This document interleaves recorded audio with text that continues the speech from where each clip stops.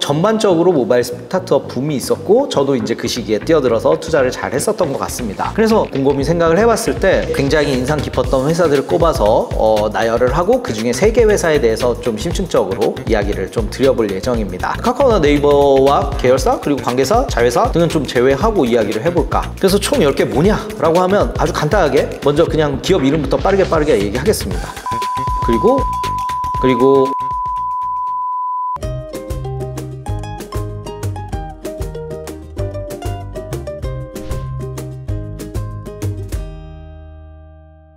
안녕하세요 여러분. 벌써 추석이 되었습니다. 우리가 2023년 시작한 게 진짜 얼마 안 되는 것 같은데 올해 같은 경우에는 특히나 날씨도 많이 변화가 있었고 정말 뭐 여러 가지 일들이 뭐 경제뿐만이 아니라 많은 일들이 있어서 정말 더 다이나믹하게 한 해가 지나가고 있는 것 같습니다. 다들 굉장히 급변하는 상황 속에서 많은 어려움들 그리고 많은 이변들 그리고 많은 이슈들이 있었지만 이번만큼은 좀 연휴도 길기 때문에 여러분 한 템포 내려놓고 우리가 좀 한숨 골라가면서 나는 앞으로 어떻게 남은 한 해를 마무리할 것인가, 그리고 투자에 있어서도 나는 어떻게 나의 포트폴리오들을 하나씩 점검해 보시면서 어떻게 올해를 마무리하고 내년을 맞이할지 좀 차분하게 우리가 짚어보면 좋은 명절이 될 수 있겠습니다. 항상 사랑해 주셔서 감사합니다. 더욱 열심히 하겠습니다. 감사합니다. 이번에는 추석 특집으로 조금 의미 있는 시리즈를 준비해 보자 라고 생각을 했었는데요. 저희가 벤처 투자를 하면서 제가 이 업계에 들어왔을 때는, 제가 VC가 되었을 때는 인터넷 모바일 시장, 특히 모바일 시장이 이제 활성화되면서 굉장히 많은 부분에 있어서 그런 모바일 서비스들 그리고 인터넷 서비스들이 되게 활성화되는 그런 시기에 왔던 것 같아요. 그래서 VC 전체적으로 이런 스타트업들과 인터넷 모바일 서비스를 조망해 봤을 때 가볍게 보면 인터넷이 이제 퍼지고 나서 2000년도에 이제 많은 그런 웹 서비스 기업들, 닷컴 기업들이 이제 생겼었고 그들이 이제 한창 폭발했었던 시기를 지나서 2010년도경에는 이제 아이폰 출시되고 나서 본격적으로 스마트폰이 보급되면서 스마트폰에 적합한 서비스들, 그런 앱 서비스들이 온라인, 오프라인들이 결합하면서 많이 나타나기 시작했고 전반적으로 모바일 스타트업 붐이 있었고 저도 이제 그 시기에 뛰어들어서 투자를 잘 했었던 것 같습니다. 그래서 곰곰이 생각을 해봤을 때 어떤 서비스들이 그 중에서 굉장히 인상이 깊었고 의미가 있었다라는 거를 한번 좀 짚어보면 재밌겠다 싶어서 이번 시리즈를 기획했습니다. 그래서 굉장히 인상 깊었던 회사들을 꼽아서 나열을 하고 그 중에 3개 회사에 대해서 좀 심층적으로 이야기를 좀 드려볼 예정입니다. 뭐 이 순위를 정하는데 당연히 여러 가지 기준이 있고 뭐 나라에서도 계속 매년 발표를 하잖아요. 유니콘 순위에 대해서도 발표를 하는데 그거는 이제 시총이 1조를 넘겼던 기업에 대해서 이제 가치를 두는 건데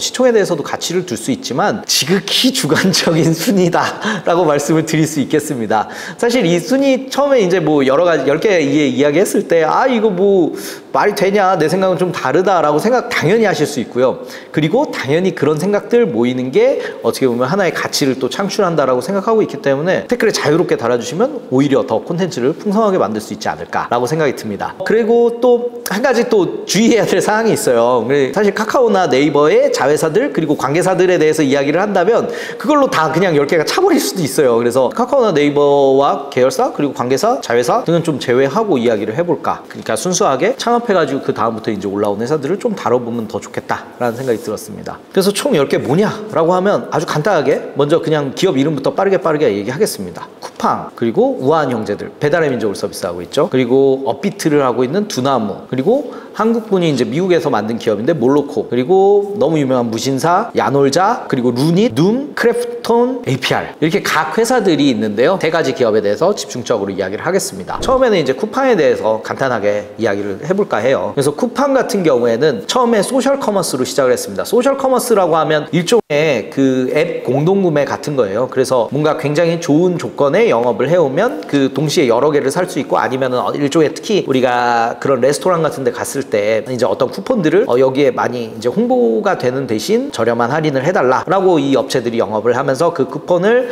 이제 고객들한테 이제 팔면서 공동구매 효과를 좀 누리는 그런 서비스가 있었습니다. 그래서 처음에 이런 서비스로 미국의 그루폰이라는 회사가 매우 유명하게 뛰어올랐고 쿠팡 같은 경우에도 요거를 벤치마킹해서 한국에서 만들어진 소셜 커머스 업체 중에 하나였습니다. 그래서 그 소셜 커머스 업체들은 티켓몬스터, 쿠팡, 위메프 이 회사들이 굉장히 유명한 3대장으로 꼽히고 있었습니다. 있었어요. 그래서 해당 영역에 거의 1000개 이상의 업체들이 난립을 했었는데 나중에 이합집산도 하고 같이 합종연행하고 망하고 뭐 이러면서 거의 이 3개 회사로 정리가 좀 됐다라고 볼 수 있겠습니다. 여기에서 쿠팡은 한 발 더 나아가서 오픈마켓으로만 만족을 하는 게 아니라 이때부터는 아마존 모델을 완전히 벤치마크를 했어요. 그래서 아마존 같은 경우에는 여러분 잘 알다시피 아마존 프라임이라는 서비스가 있죠. 그래서 미국 같은 경우에는 굉장히 이커머스에서 배송받는 기간도 꽤 오래되는데 아마존 프라임에 가입한 고객들은 하루 이틀 만에 배송받게 되는 그런 물류 혁신을 이뤄냈고, 그리고 거의 최저가에 근접하게 그 상품들을 살 수 있다라는 믿음들, 거기에다가 하나는 굉장히 좀 알려져 있는 프라임 비디오 같은 OTT 같은 경우도 이용을 공짜로 할 수가 있는데 쿠팡이 이거 많은 부분에서 굉장히 잘 벤치마킹을 했다라고 볼 수 있겠습니다. 그래서 굉장히 그 물류에다가 투자를 하면서 우리가 소위 말하는 쿠팡맨이라는 그 배송 서비스에 전담하는 분들도 이때 등장을 했고, 그 다음에 로켓 배송이라고 하는 주문을 하면 이길날 배송을 해주는 그런 서비스도 등장을 하면서 어마어마한 투자를 하고 어마어마한 적자가 발생을 하게 됩니다. 그래서 계획된 적자라는 표현이 이때 많이 등장을 하게 되는데요. 우리가 지금 현재 적자가 대규모로 발생하는데 그건 이미 다 우리 사업이 나중에 규모의 경제를 달성하기 전까지 발생을 하는 거고, 그건 다 우리 계획 하에 통제되고 있는 적자이기 때문에 사업의 존립에는 문제가 없다라는 논리로 이제 투자가 진행이 된 건데, 이러면서 이제 대규모 투자 유치를 성공적으로 하면서 쿠팡이 이제 지속적으로 사업 확장을 했다라고 볼 수 있겠습니다. 다만 이런 계획된 적자 모델을 이제 지속을 하려면 지속적인 펀딩이 필수적으로 필요했고, 당연히 쿠팡도 매번 이게 밑빠진 독에 물붓기 아니냐라는 시장의 의구심과 싸워가면서 대규모의 펀딩과 온갖 고생 끝에 나스닥에 상장을 해서 드디어 흑전을 하고 아마존 같은 회사가 좀 되어가고 있다고 볼 수 있겠습니다. 그러면 쿠팡에 투자했던 투자들은 과연 어떤 단계로 구분이 될 수 있을까라는 점에서 한번 좀 짚어볼 만한데요. 크게 나누면 아마 초반에 소셜 커머스로 창업을 하고 이제 확장을 할 때 들어갔던 투자들이 있을 것이고, 그리고 소셜 커머스에서 오픈마켓으로 이제 모델을 이제 바꾸고 확장할 때 그때 들어온 투자들도 있고, 그리고 계획된 적자 모델이 본격적으로 확산되는 그 비전 펀드가 투자했던 그 전후로 투자한 투자자로 이렇게 나누어질 것 같습니다. 그럼 각각의 투자자들은 어떤 판단을 하면서 쿠팡에 투자를 집행했을까요? 물론 당연히 많은 투자 포인트와 리스크가 있겠지만 크게 구분을 한다면 초반에 소셜 커머스 때 이제 투자를 했던 분들은 이제 쿠팡의 영업력과 그리고 고객을 얼마 확보했는지, 그리고 트래픽이 어느 정도가 됐는지, 그리고 앞으로 얼마 정도 될 것 같은지를 보고 판단했을 것 같아요. 그리고 오픈마켓으로 넘어오고 나서는 이제 본격적으로 커머스 지표들이 적용이 돼서 지금 거래액 얼마냐, 구매 전환이 얼마냐, 지금 고객이 어떻게 성장하고 있느냐, 고객 유치를 위한 고객 획득 비용은 어느 정도냐, 이런 지표들을 보고 투자를 집행했을 것 같습니다. 그리고 이제 비전 펀드 투자 전후로, 그러니까 계획된 적자 모델이 본격적으로 워킹하고 나서 투자했을 때는 과연 그 물류를 위해서 투자를 지금 수많은 이제 적자를 감수하면서 투자를 하고 있는데 과연 물류 효율화는 계획대로 진행이 되고 있는가, 그리고 거래액이 어느 정도 성장을 해서 국내 커머스 시장 전체 시장을 놓고 봤을 때 지금 쿠팡의 거래액이 어느 정도의 비중을 가지고 있고 매년 어떻게 성장하고 있는지 크게 놓고 좀 판단을 했지 않았을까라고 생각을 하고 있습니다.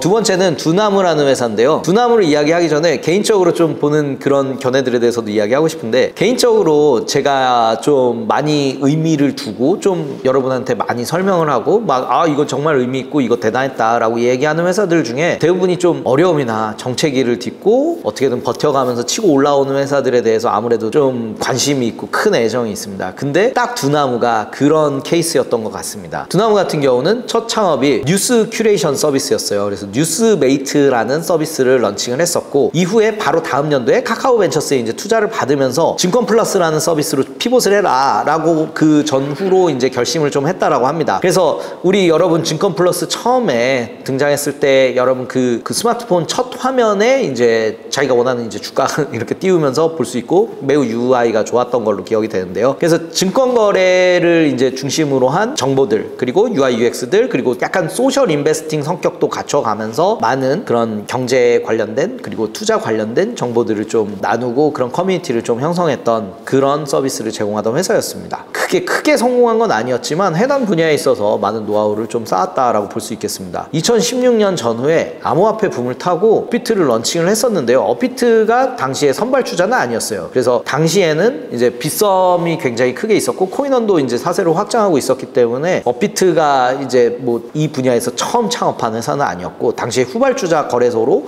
시작을 했었는데, 그럼에도 불구하고 업비트는 좀 확고한 전략을 가지고 국내 시장 1위와 세계 시장에서도 부동의 전공의 강자로 좀 등극을 했습니다. 봤을 때 그럼 업비트가 어떤 게 달랐냐라고 했을 때 미국의 굴지의 거래소인 비트렉스와 이제 협업을 해서 그쪽에서 가지고 있는 그 암호화폐도 들여와서 이제 듀얼 리스팅도 하고, 그리고 처음에 암호화폐를 좀 어느 정도 확보한 상태에서 좀 시작을 해서 거래의 풍성함을 더할 수 있었다라고 하고 있습니다. 그리고 처음에 제공했었던 서비스가 그 주식 투자를 위한 그 UX UI를 매우 고도화시켰던 서비스였기 때문에 그런 암호화폐 거래소를 만들어도 굉장히 다른 거래소에 비해서 UX가 굉장히 남달랐고 UI도 굉장히 심플하고 좋았다라는 평가를 많이 듣고 있었습니다. 지금 같은 경우에는 약간 크립토가 암흑기라서 처음에 업비트가 굉장히 폭발했을 때만큼의 실적은 나지는 않지만 그래도 여전히 꾸준한 실적을 내고 있는 것으로 알고 있습니다. 그러면 두나무에 투자했던 투자자들은 크게 어떻게 구분이 될까요? 초반에 증권 플러스 전후로 들어온 카카오벤처스 같은 그런 투자자들이 있을 것이고, 증권 플러스를 이제 한창 하다가 암호화폐 붐을 타고 업비트라는 거래소 런칭을 할 때 그때 들어왔었던 투자자들이 있을 것이고, 그리고 업비트가 이제 대폭발하면서 정말 1년에 몇 조씩 벌어들이는 회사가 됐을 때 암호화폐 웨이브와 더불어서 들어온 투자자들이 이렇게 세 개로 크게 구분이 될 것 같습니다. 그러면 초반에 증권 플러스일 때 투자를 들어왔던 분들은 어떤 가능성을 봤었을까라고 생각해 봤을 때 아무래도 그동안 뭐 여러 가지 증권사 앱이 있긴 하지만 모바일 트레이딩 시장에 본격화된 그런 뭐 적합한 서비스를 런칭할 회사들을 찾고 모바일 거래와 소셜 인베스팅에 대해서 좀 관심이 있었던, 그리고 그거의 가능성을 보고 있는 투자자들이 들어오지 않았을까라고 생각하고 있습니다. 그리고 업비트 런칭을 했을 때 들어온 투자자들 같은 경우는 후발주자지만 기존 거래소 대비해서 나은 점들을 비교했을 것 같아요. 그리고 암호화폐 시장의 가능성 보고 투자를 하고, 그리고 기존에 이제 제공하고 있던 서비스의 그런 UI나 UX적인 가능성을 보고도 투자를 했을 것 같습니다. 마지막으로 암호화폐 웨이브 때 들어온 투자자들 같은 경우에는 이제 암호화폐 전체적인 그 시장 자체가 앞으로 어떻게 자리를 잡을 것인가도 굉장히 중요한 판단의 요소였을 것 같고, 아무래도 규제 환경을 파악하면서 암호화폐라는 그 시스템 그리고 화폐 자체가 금융에서 중요한 역할을 맡을 것이다 라는 장밋빛 미래를 좀 그리면서 들어오지 않았을까라고 생각하고 있습니다. 지금 현재 시점에서 봤을 때 암호화폐는 빙하기와 더불어서 지금 현재 매우 주춤한 상태인데요. 암호화폐의 안정성이 지금 강화되고 보다 더 많이 널리 사용이 되는 케이스들이 나왔을 때 제도권에서도 보다 더 자리를 잡지 않을까라고 생각할 부분이 있습니다. 그럼에도 불구하고 두나무와 업비트의 의의를 둘 수 있다라고 하면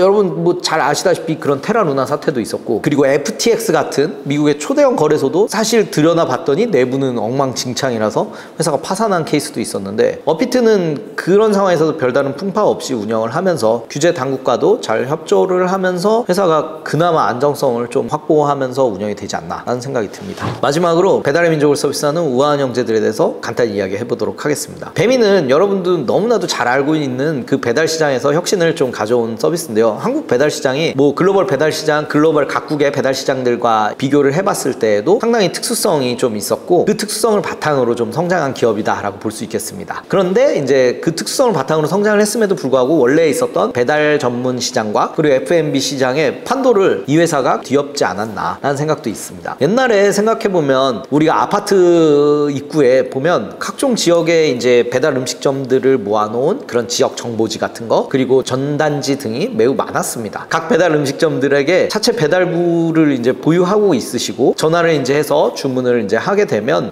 배달이 이제 진행이 되고, 보통 이제 배달이 다 늦어요. 그러면 이제 언제쯤 와요? 그러면 이제 거의 다 와가요 하면서 이제 출발하시고 막 그거 가지고 뭐 어쩌고저쩌고 흉보기도 하고 뭐 그런 일들이 많이 있었는데, 우리나라의 배달 시장은 독특했다라고 볼 수 있습니다. 독특한 게 그럼 어떤 요소가 있냐라고 볼 때, 배달 음식 시켜 먹는 거에 있어서 방금 말한 것처럼 매우 익숙한 고객들, 그리고 매우 배달 음식을 제공하는 것에 매우 익숙한 가게들도 많았어요. 그리고 또 우리나라 같은 경우는 다른 나라들과 비교했을 때 굉장히 인구 과밀된 지역들이 많죠. 수도권을 비롯해서 특히나 그런 지역들이 있기 때문에 각각 굉장히 단거리에도 배달을 잘 할 수 있는 그런 인프라들이 잘 구축이 되어 있었습니다. 그리고 배달 비용 자체가 그전에도 이제 아까 중국집 예를 들었는데 그 가격에 내재화가 되어 있어서 다른 선진국에 비해서는 배달 비용이 상대적으로 저렴했다라는 특징이 있었습니다. 이러한 특성 등을 잘 살려서 배달의 민족을 잘 런칭을 했었고, 전국의 배달 음식점을 포함한 기존에 배달을 하지 않던 맛집들까지도 배달 서비스를 제공받을 수 있게 우한 형제들에서는 사업을 확장하고, 실제로 그 서비스가 흥행하면서 그 배달의 민족 앱에 배달 정보와 그 서비스를 제공하지 않으면 매출에 심대한 타격이 있을 정도까지 매우 중요한 그런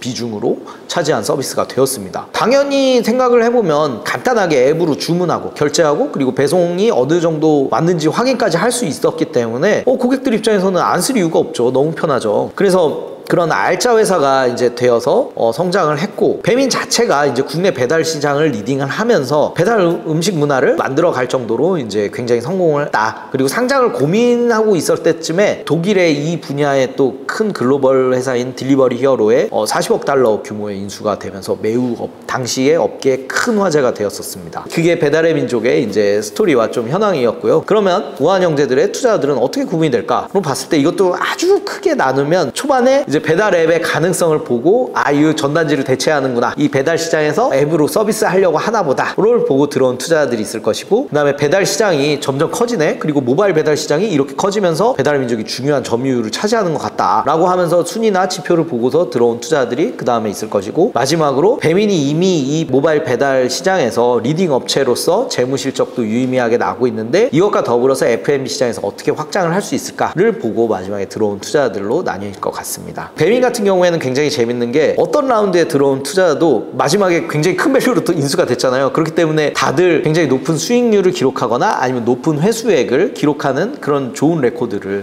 형성한 큰 의미가 있다라고 볼 수 있겠습니다. 거기다 한 가지 더 재밌는 건, 김봉진 창업자는 이 엑싯 이후에도 그 딜리버리 히어로에서 이제 재직을 하시다가 최근에 이제 사임하시고 자유인이 되셨는데, 그 이후에 한국의 스타트업 생태계에서 어떤 역할을 할지 본인도 많이 고민하시고 실제로 실천도 하시는 것 같습니다. 그래서 창업으로 성공한 세대가 자기 시대의 노하우와 그리고 획득한 자본을 그 후배 세대를 위해서 다시 이제 선순환을 할 수 있다라는 시도 자체에 대해서 매우 의의가 깊고 박수를 보낸다라고 할 수 있겠습니다. 이상으로 크게 제가 한 10가지 굉장히 그동안 이 시대에 의미 있었던 기업들을 짚어보고, 그 중에서 3개 기업들에 대해서 아주 간단하게 스토리를 짧게 쥐어짜긴 했는데, 당연히 짧게 얘기했기 때문에 빈 부분도 많을 것이고, 생각보다 아니 이 부분 중요한데 왜 얘기 안 했어? 라고 생각하실 부분들도 있어요. 다 이야기를 주시면 더욱더 풍성하게 같이 교류를 하면서 커뮤니케이션 할 수 있지 않을까 생각이 듭니다. 여러분, 벤처 투자자들도 이번 한가위를 맞이하면서 지금 올해 우리나라의 벤처 시장은 어떻게 진행이 됐고, 그리고 생각보다 많이 이렇게 더 투자를 하고 싶었는데 하지 못한 거에 대해서도 한번 좀 고민을 해보고, 앞으로는 어떻게 투자 전략 가져갈지, 그리고 세계 금융환경은 어떻게 변화하고 우리나라는 그에 따라서 어떻게 또 변화될지 짚어볼 시점인 것 같긴 합니다. 때문에 이번 한가위 곰곰이 성찰을 하면서 지금 현재를 진단하고 미래를 준비하는 그런 명절 같이 보냈으면 좋겠습니다. 이상으로 전석철의 유니콘을 마치겠습니다. 감사합니다.